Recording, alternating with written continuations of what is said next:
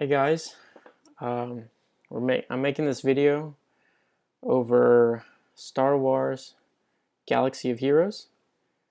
Um, Basically, just a couple tips for newcomers of what not to do in this game. As you can see, I'm level 78. I'm a rather experienced player. I've been playing this since the game came out, basically. There's just a couple things that I wanted to go over to make sure you newcomers don't make the same mistakes that I did. Um, First things first, characters. You definitely don't want to try to get every single one of these characters. Um, there's an insane amount, and most of them will only be available in Chromium packs. So if you're like me and you don't want to pay to play, it's totally fine. But the easiest way to go about this game is to get a squad of 5 characters that you truly like and that you think will work together. It's always smart to look at potential characters that you like or that you think will go together and just look at their abilities, look at their leader abilities, and try to construct a team before actually spending shards. This just saves you a lot of heartache. Um, I had a couple of instances where I started getting a character that wasn't too good. For example, in the squad arena, um, if we go here to the redeem, I actually started to put to get character shards for Stormtrooper Han, but he didn't really fit my playstyle. He didn't fit the team composition that I wanted, and I kind of regretted it. I mean, everyone sees Han, and you think, oh, he's going to be good, but really, that's not always the case with these characters. Um, what I did want to talk about is all these game modes that you see here, they will not be available originally. You have to unlock them as you progress. But there are 3 main game modes where you can get character shards regularly. The Squad Arena, which we already went into. The Squad Cantina battles, which consist of a variety of battles in which you can farm and get shards. And then the Galaxy War. Obviously, I haven't started today's. These 3 areas give you 4 different possible characters.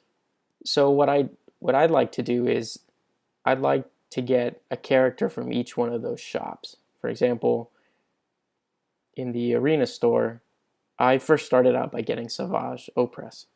He's a really good attacker. He's got a lot of health, so he will be able to sustain a lot of damage. In the squad cantinas, I mainly focused. Initially, I got Boba Fett first. He's a pretty good tank, but and then in terms of farming, by farming we mean playing a single battle repeatedly to get as many shards as you can daily.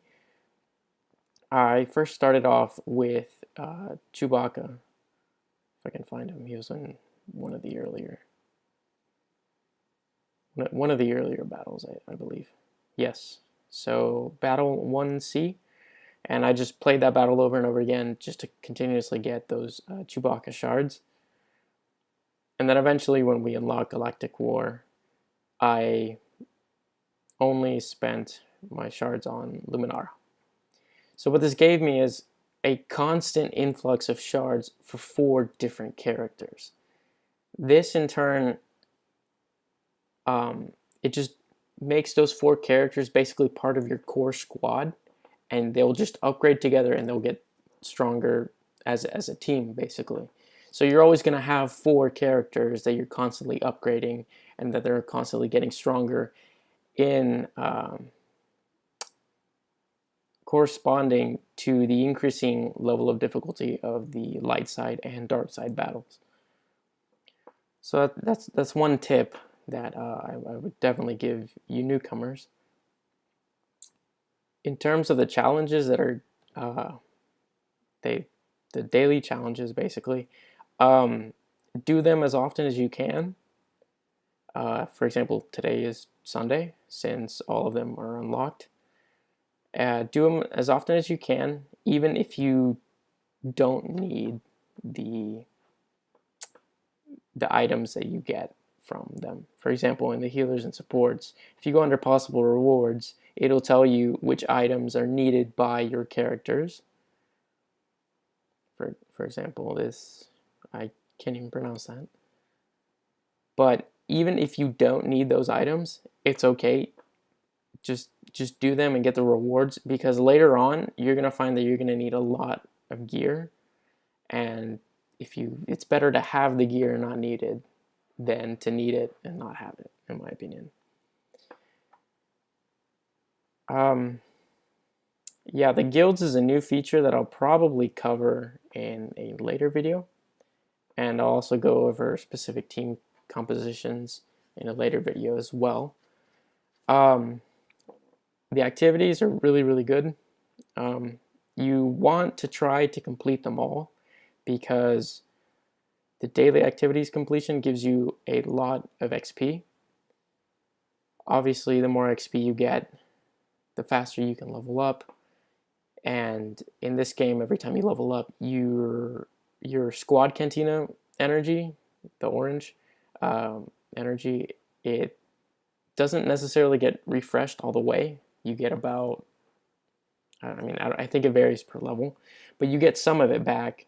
And then your normal energy that you use for dark side and light side battles, you do get back. I think all of it. So that's always nice. It's always nice to have extra energy. Um, Purple crystals, that's another subject. They're rare. Like it's hard to find them. The main area where you can get them are the squad arena. Depending on how high your rank is, you'll probably get more purple crystals than usual. But you can also get some by completing the daily activities. Purple crystals, different people spend them different ways. Most people spend them on these Chromium data cards they save up. I personally don't like it, mainly because you don't control what you can get. These shards are very random, and most times you'll get characters that don't necessarily fit your team composition and characters that you don't necessarily need. Your goal is to get your characters, obviously, to the max level, which is currently at 80, and also get them to 7 stars. That's when they're going to be at their peak strength. Obviously, if you buy the data cards, you have no control over what you're getting. So currently what I do is I use an energy refresh right here every day, so I can farm these battles. I'm currently farming Count Dooku, and I just farm those battles, those specific battles, to get as many shards as I can. That for me works a little bit better than getting data packs, because data packs, even if you do happen to get a 4-star character, it doesn't really help because they're not going to be as strong as they possibly could. So the key is to get a team that is as strong as can be, basically, as lame as that sounds. So I don't spend them on Chromium packs. I also do not spend them on training droids or credit data cards, because there are challenges for that. So you should be fine on that. And yeah, I mean that's pretty much the only tips that I've got. I'll try to post another video later, and we'll discuss these arenas and characters in more detail.